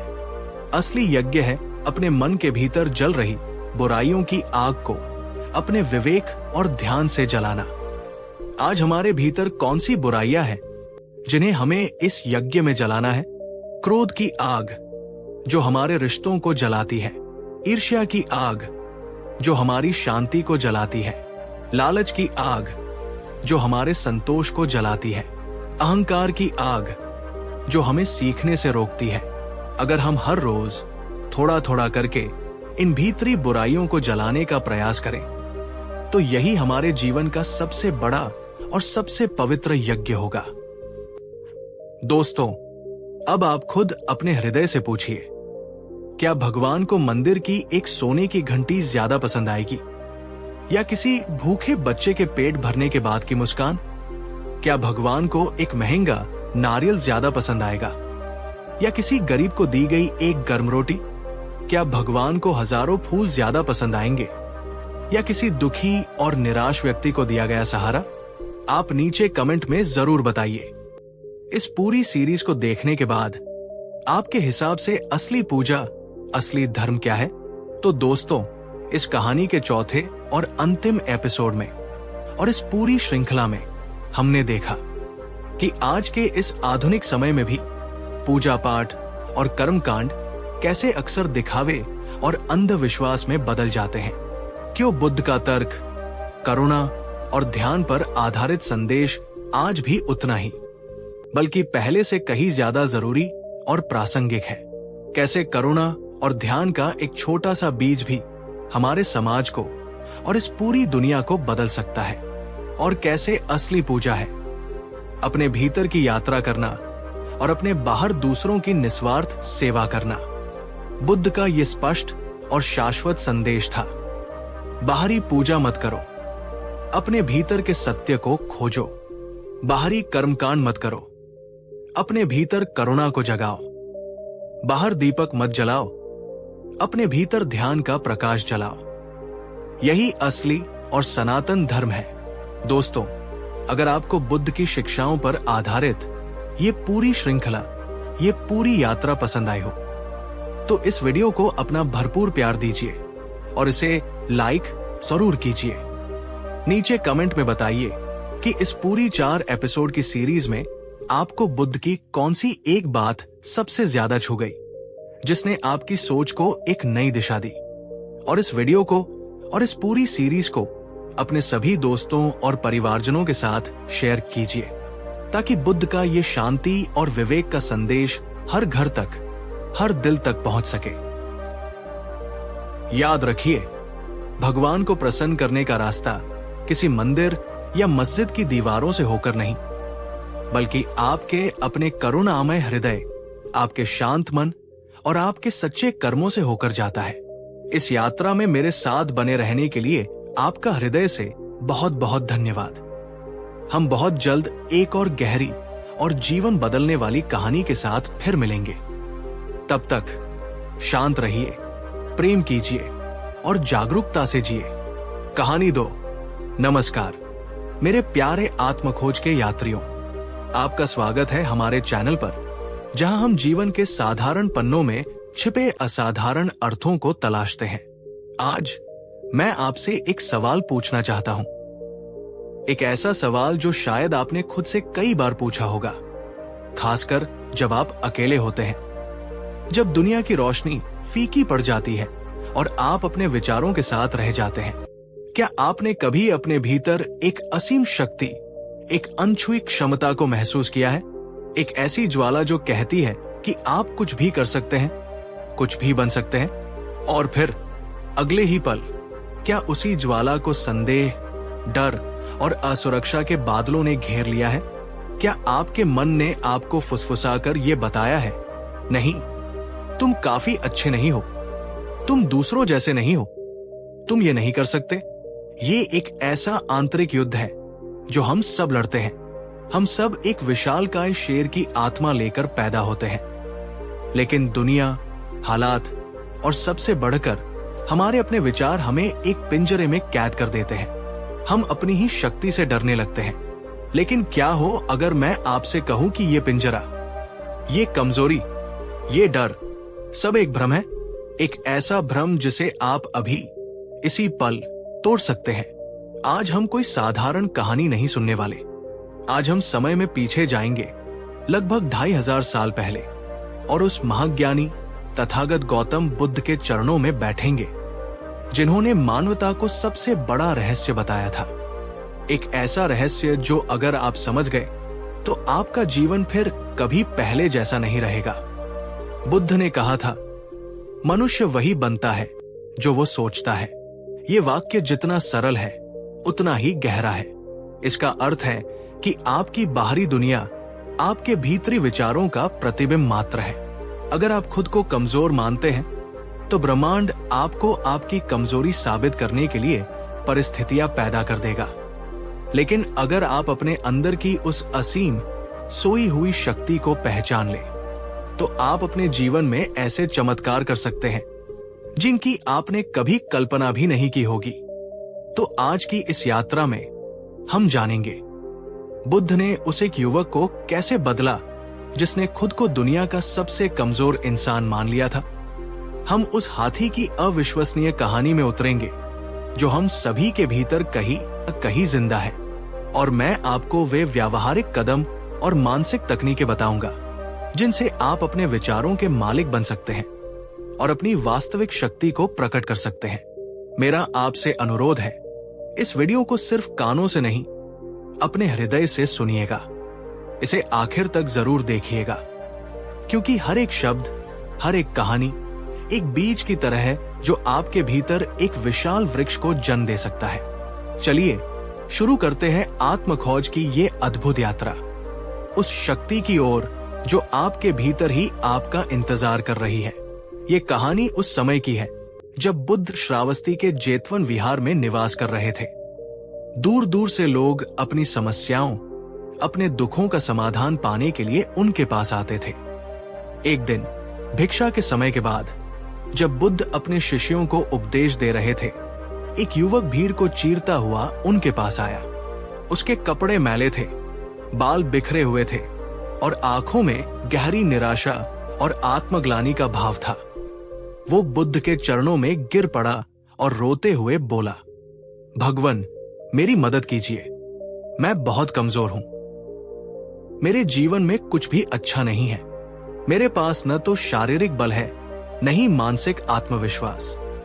मैं कोई भी काम शुरू करता हूं तो उसे पूरा नहीं कर पाता। लोग मेरा मजाक उड़ाते हैं। मेरे अपने ही मुझे निकम्मा समझते हैं। मैं दूसरों जैसा क्यों नहीं हूं? मैं हमेशा डरता हूं, हमेशा हार जाता हूं। क्या मेरे भाग्य में यही लिखा है? उसकी आवाज में इतनी पीड़ा थी कि पूरी सभा शांत हो गई। बुद्ध ने अपनी करुणामय दृष्टि उस युवक पर डाली और कुछ क्षण मौन रहे। फिर उन्होंने बहुत ही कोमल स्वर में उससे पूछा, पुत्र, उठो और मुझे ये बताओ, क्या तुमने कभी सोचा है कि ये कमजोरी जिसका तुम उल्लेख कर रहे हो, ये वास्तव में आती कहां से है? इसका स्रोत क्या है? युवक ने आंसू पोंछते हुए कहा, भगवन, ये तो मेरे अंदर ही है। ये मेरा स्वभाव है। मैं शायद पैदा ही ऐसा हुआ हूं। बुद्ध हल्के से मुस्कुराए। उनकी मुस्कान में उस युवक के लिए गहरी सहानुभूति थी। उन्होंने कहा, नहीं पुत्र, तुम गलत हो। कमजोरी तुम्हारे अंदर नहीं है। कमजोरी तुम्हारे स्वभाव का हिस्सा नहीं है। ये तो बस कुछ विचारों का एक बादल है जिसने तुम्हारे असली स्वरूप, तुम्हारी असली शक्ति के सूरज को ढक लिया है। तुम्हारी कमजोरी तुम्हारे शरीर में नहीं, तुम्हारे विचारों में है। जिस क्षण तुम्हारे विचार बदल गए, उसी क्षण तुम्हारा पूरा जीवन बदलना शुरू हो जाएगा। एक पल के लिए रुकिए। बुद्ध के इन शब्दों को अपने भीतर उतरने दीजिए। कमजोरी तुम्हारे विचारों में है। अब मैं पूरी ईमानदारी से आपसे पूछना चाहता हूं, क्या आपके जीवन में भी ऐसे क्षण आए हैं जब आपको लगा हो कि आप दूसरों से कमजोर हैं? चाहे वो पढ़ाई में हो, करियर में हो या रिश्तों में। क्या कभी आपने खुद को आईने में देखकर कहा है, मैं काफी नहीं हूं? अगर आपका जवाब हाँ है तो नीचे कमेंट में हाँ लिखिए।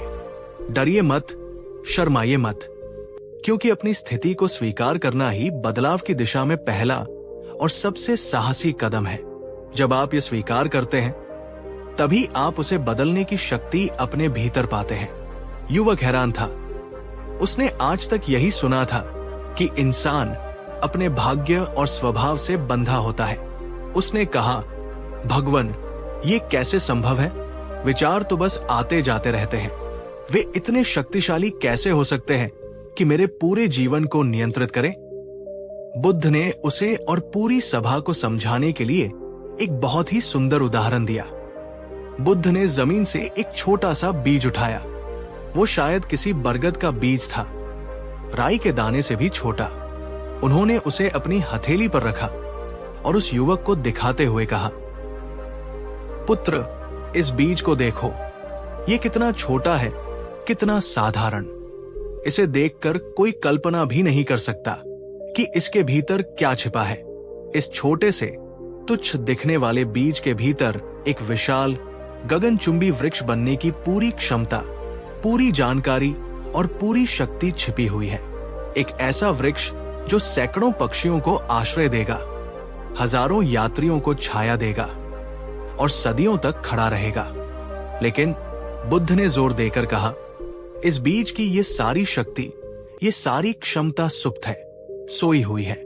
ये तब तक प्रकट नहीं होगी जब तक इसे सही वातावरण, मिट्टी, जल और सूर्य का प्रकाश न मिले। और सबसे महत्वपूर्ण बात, बुद्ध ने युवक की आंखों में झांकते हुए कहा, अगर ये बीज अपने भीतर ये सोच पैदा कर ले कि मैं तो बस एक छोटा सा कमजोर बीज हूं, मैं एक विशाल वृक्ष कैसे बन सकता हूं, तो जानते हो क्या होगा? ये अपनी पूरी क्षमता के बावजूद मिट्टी में पड़े पड़े सड़ जाएगा। ये कभी वृक्ष नहीं बन पाएगा। बुद्ध ने अपनी बात समाप्त की।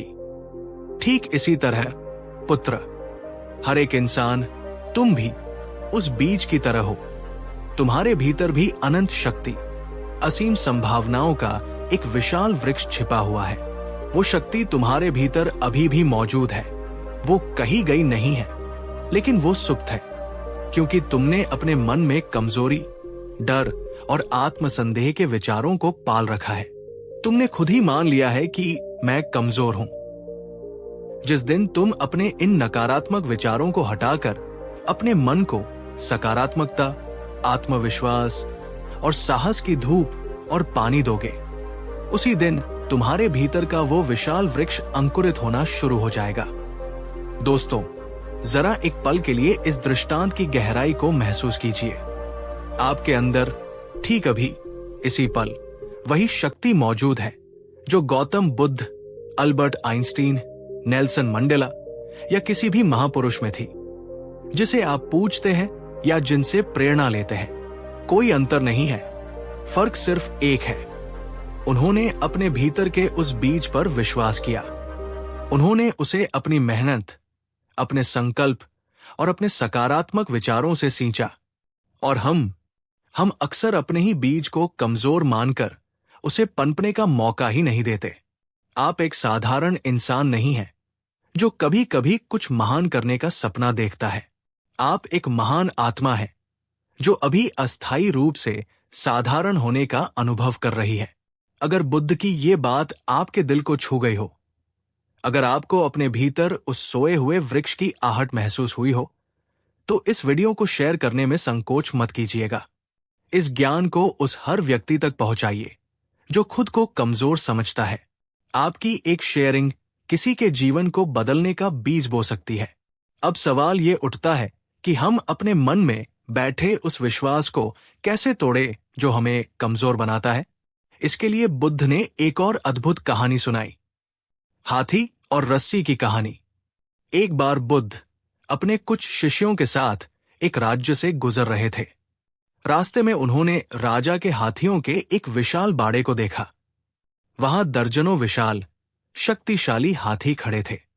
उनके आकार को देखकर कोई भी भयभीत हो सकता था, लेकिन बुद्ध के एक युवा शिष्य आनंद ने एक अजीब बात देखी। उसने देखा कि इतने विशाल और शक्तिशाली हाथियों को किसी मोटी लोहे की जंजीर से नहीं, बल्कि उनके एक पैर में बंधी एक बहुत ही साधारण पतली सी रस्सी से एक छोटे से खूंटे से बांधा गया था। आनंद को बहुत आश्चर्य हुआ। उसने बुद्ध से पूछा, भगवन, ये क्या माया है? ये हाथी इतने विशाल और बलशाली है कि वे एक झटके में इस पतली सी रस्सी को ही नहीं, बल्कि इस पूरे खूंटे को उखाड़ फेंक सकते हैं। वे चाहें तो इस पूरे बाड़े को तहस-नहस कर सकते हैं। फिर भी वे चुपचाप क्यों खड़े हैं? वे इस मामूली सी रस्सी को तोड़ने का प्रयास भी क्यों नहीं कर रहे?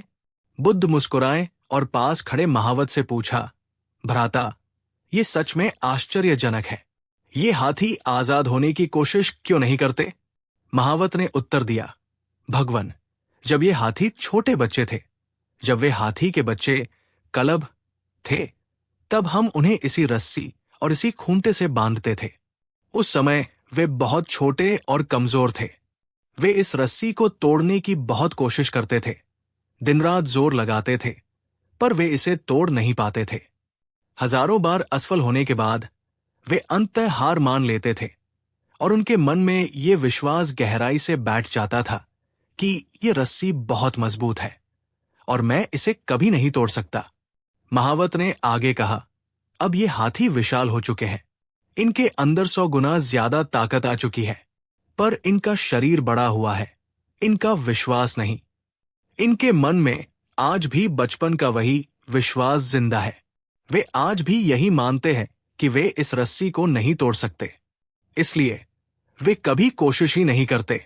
बुद्ध ने आनंद और अन्य शिष्यों की ओर मुड़कर कहा, देखो, इन हाथियों की तरह ही हमें से कितने ही इंसान अपने मन में अतीत की असफलताओं, दूसरों की कही हुई बातों और अपनी खुद की बनाई हुई सीमाओं की अदृश्य रस्सियों से बंधे हुए हैं। हम बचपन में किसी चीज में असफल हुए, किसी ने हमारा मजाक उड़ाया या हमें कह दिया कि तुम ये नहीं कर सकते, और हमने उस बात को सच मान लिया।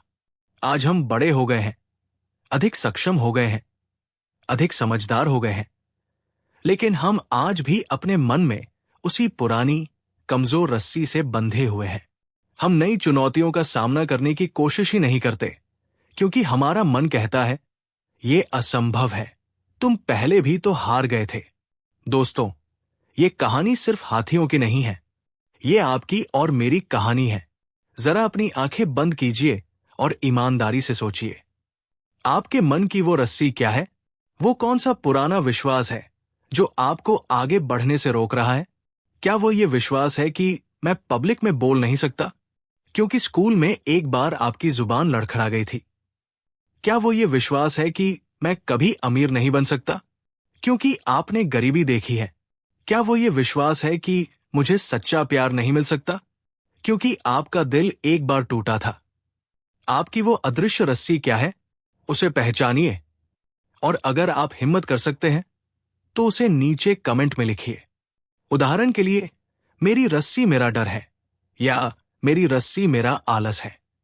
जब आप अपने दुश्मन को नाम दे देते हैं तो उसे हराने की आधी लड़ाई आप वही जीत जाते हैं। तो अब सबसे बड़ा सवाल, इन रस्सियों को, इन मानसिक जंजीरों को तोड़ा कैसे जाए? यहीं पर बुद्ध का सबसे शक्तिशाली सिद्धांत काम आता है। बुद्ध ने उस निराश युवक और अपने शिष्यों को समझाया कि अपनी आंतरिक शक्ति को जगाने का रहस्य किसी बाहरी चमत्कार या पूजा पाठ में नहीं, बल्कि अपने ही मन का स्वामी बनने में है। उन्होंने कहा, तुम वही हो जो तुम सोचते हो। तुम्हारा चरित्र तुम्हारे विचारों का कुल योग है। इसका एक बहुत गहरा वैज्ञानिक आधार है, जिसे आज न्यूरोसाइंस भी मानता है। जब हम एक ही विचार को बार बार सोचते हैं तो हमारे मस्तिष्क में न्यूरल पाथवे, तंत्रिका मार्ग बन जाते हैं। ये रास्ते जितने गहरे होते जाते हैं, वो विचार उतना ही हमारी आदत, हमारा विश्वास और अंततः हमारा व्यक्तित्व बन जाता है। अगर आप रोज सुबह उठकर सोचते हैं आज का दिन भी खराब जाएगा, तो आपका मस्तिष्क उन सभी नकारात्मक चीजों को ढूंढ ढूंढ कर आपको दिखाएगा जो इस बात को सही साबित कर सके। लेकिन अगर आप सोचते हैं आज कुछ अद्भुत होगा, तो आपका मस्तिष्क अवसरों और सकारात्मकता के प्रति अधिक खुला रहेगा। तो अपने विचारों को कैसे बदलें? बुद्ध ने इसके लिए दो मुख्य मार्ग बताए। एक, सजगता, उदास स्माइली अपने विचारों के दृष्टा बने। बुद्ध ने ये नहीं कहा कि नकारात्मक विचारों से लड़ो, लड़ने से वे और शक्तिशाली हो जाते हैं। उन्होंने कहा, बस उन्हें देखो, उनके प्रति सजग हो जाओ। जब आपके मन में ये विचार आए, मैं कमजोर हूं, तो उसे तुरंत सच मानने के बजाय एक कदम पीछे हटें और एक वैज्ञानिक की तरह उसे देखें। खुद से पूछें, ये विचार कहां से आया? क्या ये विचार 100% सच है? क्या कोई ऐसा सबूत है जो इस विचार को गलत साबित करता हो? जब आप अपने विचारों को बस देखना शुरू कर देते हैं, तो आप पाते हैं कि आप अपने विचार नहीं हैं। आप तो उन विचारों को देखने वाले चैतन्य हैं। और उसी क्षण वे विचार अपनी शक्ति खोने लगते हैं। वे बस आसमान में तैरते बादलों की तरह आते हैं और चले जाते हैं। 2, प्रतिस्थापन, उदास स्माइली सकारात्मक पुष्टि का अभ्यास। एक बार जब आप नकारात्मक विचारों को पकड़ना सीख जाते हैं, तो अगला कदम है उन्हें जानबूझकर सकारात्मक विचारों से बदलना। बुद्ध ने उस युवक से कहा, आज से तुम हर सुबह उठकर और हर रात सोने से पहले शीशे के सामने खड़े होकर खुद से ये कहोगे, मैं शक्तिशाली हूं, मेरे भीतर अनंत संभावनाएं हैं, मैं प्रेम और सफलता का अधिकारी हूं। हर दिन मैं हर तरह से बेहतर और मजबूत होता जा रहा हूं। शुरुआत में आपका पुराना मन विद्रोह करेगा। वो कहेगा, ये सब झूठ है, लेकिन आपको उसे अनसुना करना है। आपको इसे तब तक दोहराते रहना है जब तक ये नया विचार आपके पुराने कमजोर विचार से ज्यादा शक्तिशाली न हो जाए। ये नए मजबूत न्यूरल पाथवे बनाने जैसा है। ये बहुत शक्तिशाली तकनीक है। मैं चाहता हूं कि आप अभी इसी पल मेरे साथ ये करें। जहां भी आप हैं, एक गहरी सांस लें और पूरे विश्वास के साथ मन में या जोर से कहें, मैं शक्तिशाली हूं। इसे महसूस करें। अगर आपने ये किया तो नीचे कमेंट में लिखें, मैं शक्तिशाली हूं। ये सिर्फ एक कमेंट नहीं, ये आपके और ब्रह्मांड के बीच एक नया अनुबंध है। ये अभ्यास आपके भीतर की सोई हुई शक्ति को जगाने का पहला कदम है। लेकिन एक और रहस्य है जो इस प्रक्रिया को 1000 गुना तेज कर सकता है। बुद्ध ने एक और गहरा रहस्य बताया। उन्होंने कहा, एक शांत मन से ज्यादा शक्तिशाली इस ब्रह्मांड में और कुछ नहीं है। जैसे शांत जल में ही ब्रह्मांड का प्रतिबिंब साफ दिखता है, वैसे ही शांत मन में ही आत्मा की असली शक्ति प्रकट होती है।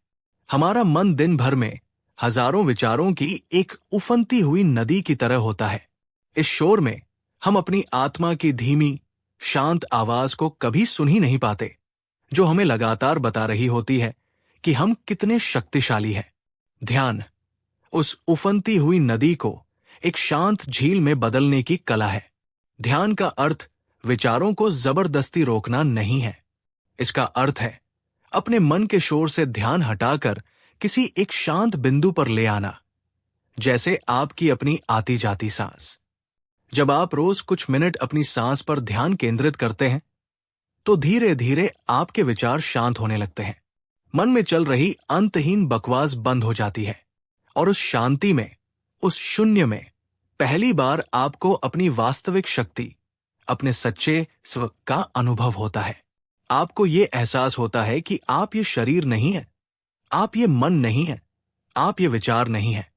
आप इन सबसे परे एक असीम, शांत और शक्तिशाली चैतन्य है।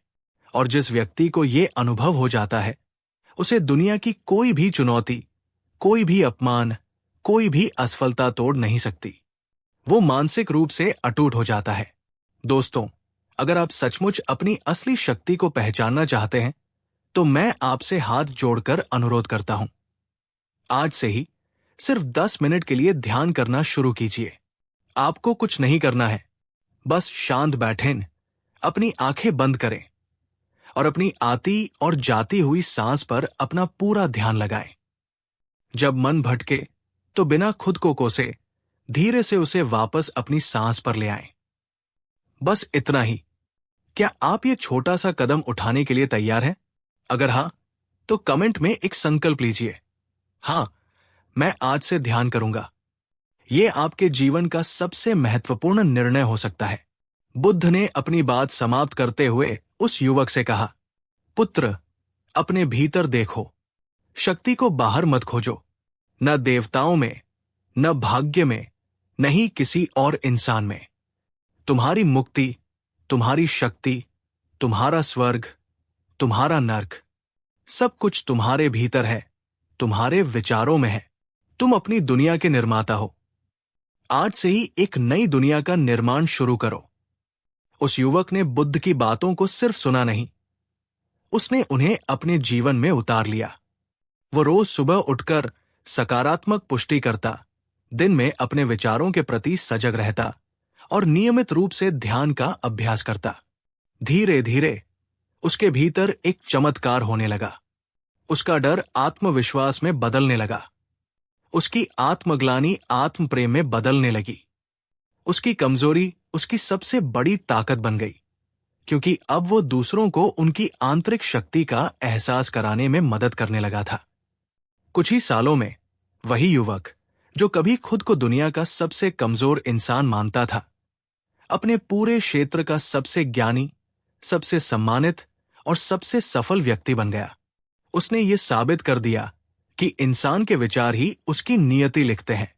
दोस्तों, आज की इस लंबी यात्रा से हमने एक ही परम सत्य सीखा है, आप अपनी सोच से कहीं ज्यादा शक्तिशाली है। कमजोरी कोई स्थायी अवस्था नहीं है, ये बस एक मानसिक आदत है और किसी भी आदत को बदला जा सकता है। वो हाथी आप नहीं है, आप वो इंसान हैं जिसके पास ये चुनने की शक्ति है कि वो किस रस्सी से बंधा रहना चाहता है और किसे तोड़ना चाहता है। तो आज, अभी, इसी पल अपने मन की उन सभी अदृश्य रस्सियों को तोड़ने का संकल्प लीजिए। अपने भीतर के उस सोए हुए विशाल वृक्ष को जगाने का प्रण लीजिए और अपने आप से ये वचन लीजिए जिसे आप हर दिन दोहराएंगे। मैं कमजोर नहीं, मैं शक्तिशाली हूं। मैं अपने विचारों का स्वामी हूं और मैं अपनी शक्ति को पहचान कर अपने और दूसरों के जीवन में एक अद्भुत बदलाव लाऊंगा। अगर ये वीडियो आपके दिल की गहराई तक पहुंचा है, अगर इसने आपके भीतर एक छोटी सी भी चिंगारी जलाई है, तो इस चिंगारी को आग बनने दीजिए। इस वीडियो को लाइक जरूर करें। यह आपकी सहमति का प्रतीक होगा। और इस रोशनी को फैलने दीजिए। इस वीडियो को अपने परिवार, अपने दोस्तों और हर उस इंसान के साथ शेयर कीजिए जिसे आपको लगता है कि उसे अपनी असली शक्ति को पहचानने की जरूरत है। और ऐसे ही जीवन को बदलने वाले गहरे ज्ञान और प्रेरणादायक कहानियों के लिए हमारे चैनल को सब्सक्राइब करना न भूलें और उस घंटी के आइकॉन को भी दबा दें। इस यात्रा में मेरे साथ बने रहने के लिए आपका हृदय से धन्यवाद। याद रखिएगा, ब्रह्मांड आपके भीतर है, उसे बाहर मत खोजिए। बुद्ध, आपका दिन शुभ हो। शांति, प्रेम और बुद्ध की असीम करुणा आपके साथ हो।